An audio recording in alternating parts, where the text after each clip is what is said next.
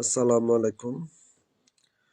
আজকে আমরা কন্ডিশনাল সেন্টেন্সের হ্যাড যুক্ত বাক্য নিয়ে আলোচনা করব।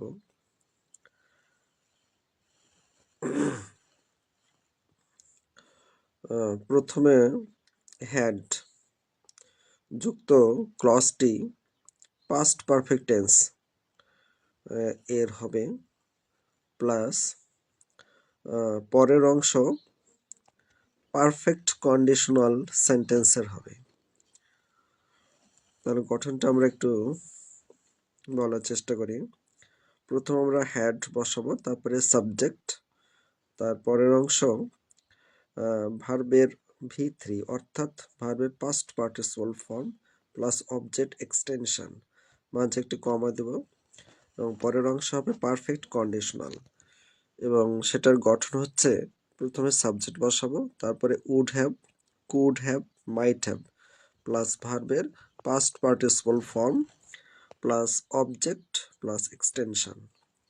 এই হ্যাডযুক্ত কন্ডিশনাল সেন্টেন্স দ্বারা বাক্যে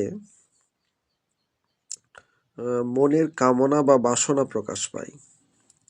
আমরা এক্সাম্পলের মাধ্যমে একটু দেখার চেষ্টা করি।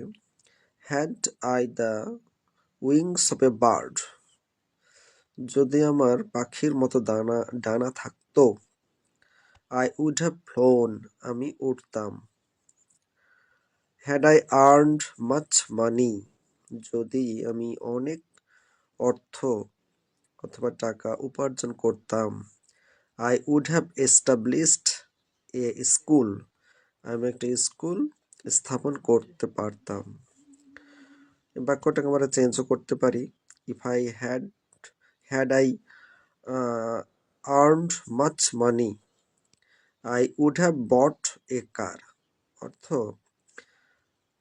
যদি আমি অনেক টাকা উপার্জন করতাম তাহলে আমি একটি গাড়ি কিনতাম।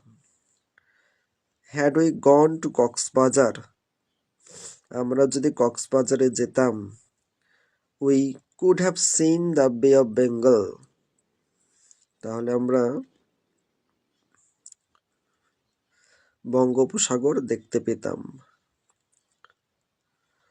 Had he been a little careful, যদি সে একটু সতর্ক হতো।